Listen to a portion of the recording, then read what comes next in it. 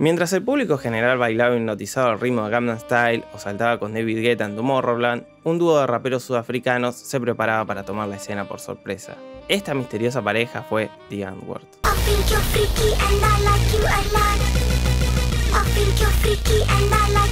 Sin lugar a dudas, fueron uno de los proyectos más atípicos de principios de la década pasada. Prácticamente eran la antítesis de todo lo que estaba de moda. No apelaban a ostentar riqueza ni mostrar cuerpos trabajados en un gimnasio, sino más bien todo lo contrario. Lamentablemente, detrás de este grupo se esconde una historia oscura y cancelable, pero cancelable de verdad. Es por eso que decidí hacer un video sobre la trayectoria de este proyecto para ver cómo pasaron de ser los líderes del circuito alternativo a uno de los proyectos más nefastos de la historia. Entonces, sin darle más vueltas a este asunto, pasemos al video en cuestión, no sin antes hablar del contexto y esas cosas.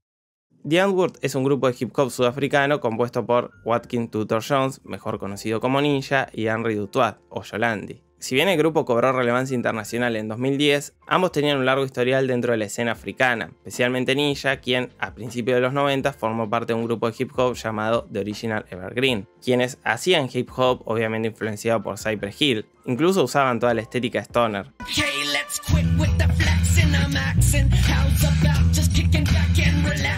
Al grupo le fue bastante bien, incluso llegaron a tener un contrato con Sony Music, pero a finales de los 90 se separaron. Ahí es cuando Ninja se mete en varios proyectos experimentales como MaxNormal.tv y The Constructus Corporation.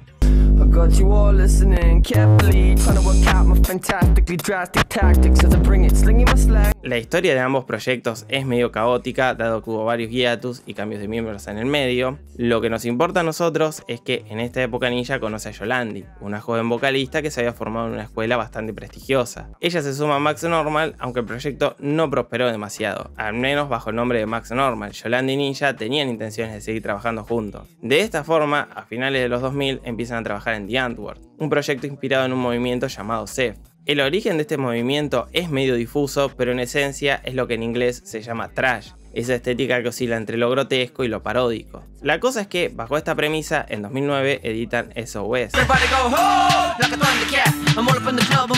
Como álbum debut me parece una decepción. Si ven presentaciones en vivo o los videos musicales, la estética Ceph es una parte fundamental de su imagen. Ese componente atípico no se traslada del todo a lo musical. A excepción de algunas letras y el flow inusual de Yolandi, los instrumentales son bastante seguros. Esa mezcla entre electrónica y hip hop es más o menos lo que venían haciendo los ingleses de la escena grime. Por otra parte, las letras tampoco ofrecen demasiado. Por ejemplo, en Enter the Ninja usan el estribillo de Butterfly, la canción de los teléfonos de juguete chinos.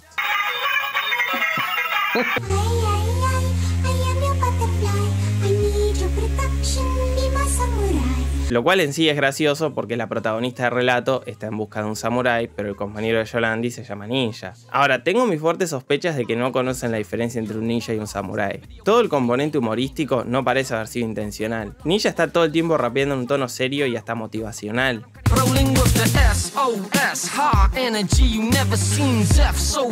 Ahora, por fuera de lo conceptual, es un disco de hip hop muy aburrido. Hay alguna que otra canción atractiva como Rich Bitch, pero en general el proyecto me parece insostenible. Por algún motivo los tracks rondan los 5 minutos de duración, algo que no sería molesto si no fuera por los instrumentales repetitivos e insulsos, sin contar canciones espantosas como Dust Drunk.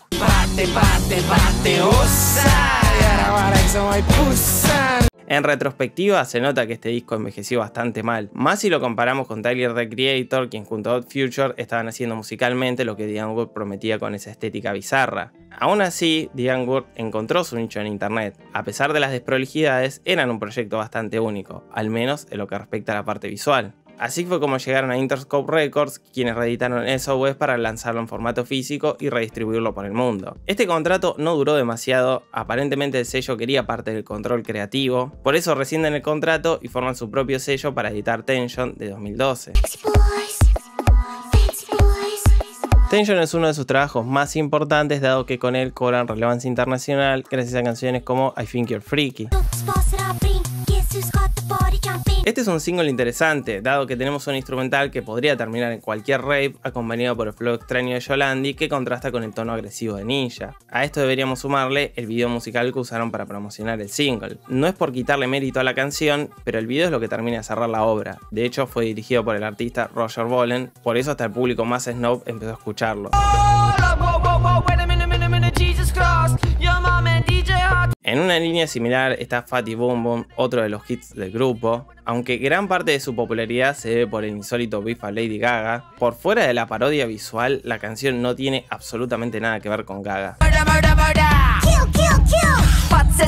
En resumen, el disco es una mejora sustancial respecto del anterior. Se nota que están mucho más enfocados a nivel estético y hasta funcionan mejor como dúo, pero por fuera de los singles hacen música convencional, sumado a cosas cuestionables como cuando meten esos sintetizadores dubstep. También está Baby's on Fire, canción que no puedo escuchar más de 5 segundos seguidos.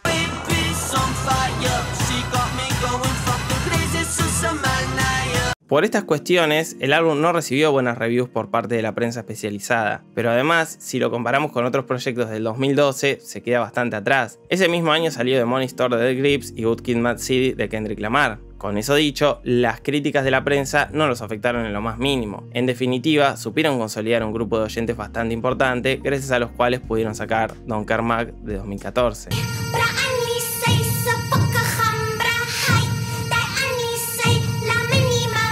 Este es un proyecto parecido al anterior, donde el foco está puesto en los singles, los cuales son acompañados de videos musicales que prácticamente podrían ser cortos de cine independiente, como por ejemplo Cookie Tramper, la cual tiene un tono aterrador.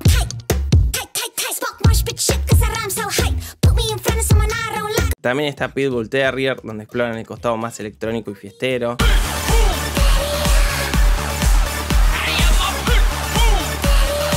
A todo esto, para promocionar el disco, sacaron un corto cinematográfico publicado por el sitio Vice y financiado por INSB. En lo que respecta al álbum, hay momentos interesantes como Don't Fuck With Us Kid, la cual sirve para presentar Rat Trap 666, mi canción favorita del disco. Ojalá el resto del álbum tuviera ese sonido sucio y aterrador.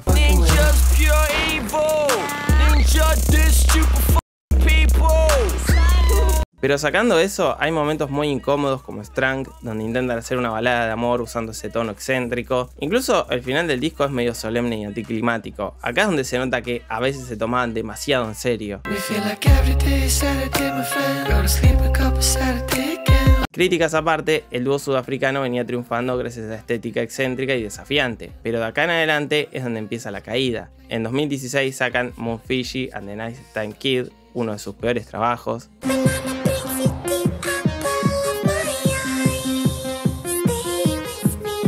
Este es el disco donde los dejé de escuchar definitivamente. Cualquier aspecto atractivo del grupo queda diluido en ese tracklist eterno. Sumado a esa producción musical cuestionable, algunos de los beats se sienten vacíos y no llegan a tener el carácter bizarro de proyectos anteriores.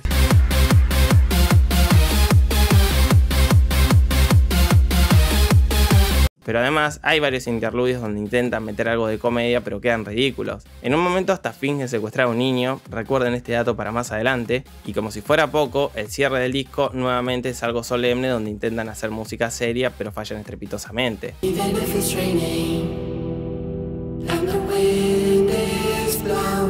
El principal problema del dúo es que jamás pudieron hacer buenos álbumes. El encanto siempre estuvo en las creaciones audiovisuales. Por eso siempre pusieron mayor atención a los singles que al resto de los tracks. Si me preguntan a mí, los álbumes podrían no haber existido y sería exactamente lo mismo. Algo que no está mal, pero sí explica por qué mientras la prensa los ignoraba, pudieron tener un gran número de seguidores, conseguir contratos con marcas y hasta formaron parte de la película Chappie. Sin embargo, con el tiempo The Antwoord fue perdiendo relevancia, en parte porque tras este álbum se alejaron de los escenarios, incluso llegaron a separarse en un momento, pero también aparecieron proyectos como el dúo ruso Icepeak, que más allá de la estética inusual, su música tenía un fuerte componente de protesta, o sea, se enfrentaron a mismísimo Putin en Rusia. Pero también aparecieron artistas como Little Big, quienes llevaron esto de lo bizarro a un terreno un poco más interesante, sin contar el trabajo de artistas de hip hop experimental como JPEG Mafia, Danny Brown o Clipping. A lo que voy es que en poco tiempo el sonido de The Antwoord quedó viejo, para que se den una idea. En 2020 editaron un último álbum de estudio llamado House of Zeph, el cual pasó sin pena ni gloria.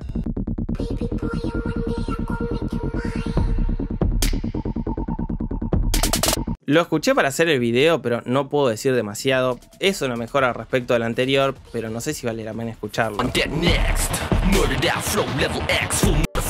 Ahora bien, la caída de The Antwoord no tiene que ver con cuestiones meramente musicales. Al parecer eran dos personas bastante nefastas y pasaré a detallar por qué. Si nos remontamos a Don't Care Mag, vamos a encontrar un curioso interludio donde Ninja responde a acusaciones de apropiación cultural. Esta parte es difícil de explicar porque esto de la apropiación cultural ha sido banalizado en internet, pero en resumen, el grupo fue acusado de tomar la marginalidad o la pobreza como un recurso estético, algo comparable con lo que hizo Kid Rock. El tipo se vendió como un redneck, pero en realidad era hijo de millonarios. Si analizamos el tema en abstracto, podríamos tener un debate interesante. En definitiva, el arte en sí consiste en ir creando personajes, pero en el caso de The Antwoord la cosa es más polémica. Para empezar, gran parte de la estética y las rimas parecen haber sido robadas a un colectivo under africano llamado Glugan Boys. Aunque no hubo forma de probar esto, al ser algo tan under, muchas de sus creaciones no quedaron registradas. Según los Glugan Boys, Ninja los conoció cuando él estaba en Max Normal y ahí es cuando decide tomar la estética Ceph. Personalmente, el relato me parece creíble. The Antwoord tiene un historial de usar la pobreza para entretener. Por ejemplo, hay un video de Yolandi en París burlándose de una familia de indigentes. Y lo que es peor, también adoptaron un niño de una familia pobre para usarlo en el video de I Think You're Freaky. Y acá es donde la cosa se pone aún más turbia. No quiero entrar en detalle, si les interesa escuchar los testimonios les dejo los links en la descripción. A fines del video haré un resumen. Básicamente lo maltrataron y acosaron durante años para luego abandonarlo y dejarlo otra vez en la pobreza. A esta denuncia se le suma la de Siani, una artista australiana quien afirma haber sido secuestrada y acosada por Ninja. Y como si fuera poco, el mismísimo Danny Brown contó que cuando tocó en París, Ninja quiso besarlo a la fuerza. He sat on my lap and started like trying to kiss me and shit, doing weird shit. What hotel you staying at? Whatever the fuck. I'm like,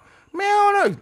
Don't worry, I'll find you. Cabe aclarar que no tuvieron consecuencias legales por estas acusaciones, o sea, hay evidencia de sobra en su contra, pero todas las situaciones quedaron en un hueco legal. A mí por lo menos me parece llamativo que tanta gente haya hecho este tipo de denuncias por separado. Las similitudes entre los casos hacen pensar que fue algo sistemático. Con eso dicho, ante los ojos de la ley son inocentes, lo cual no quitan que hayan quedado canceladísimos. Por fuera de las denuncias formales, al parecer nunca fueron muy buenos compañeros de trabajo. Por ejemplo, casi todo el elenco de Chappie dijo que trabajar con Ninja fue un horror. Incluso llegó a mostrarle fotos eróticas de Siani sin su consentimiento. Así todo, en breve planean sacar un documental con la historia del dúo y hasta anunciaron un próximo álbum. No sé qué tanto vaya a prosperar eso, pero de momento The Antwoord queda cancelado.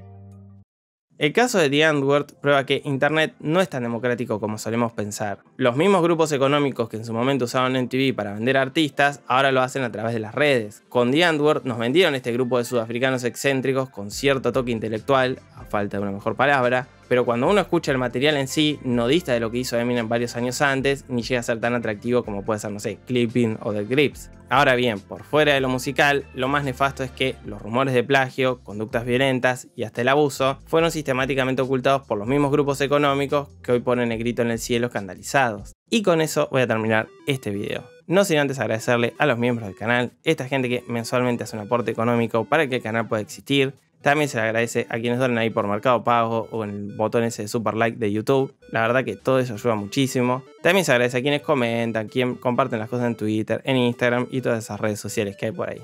Por ahora me despido y nos estaremos viendo la semana que viene.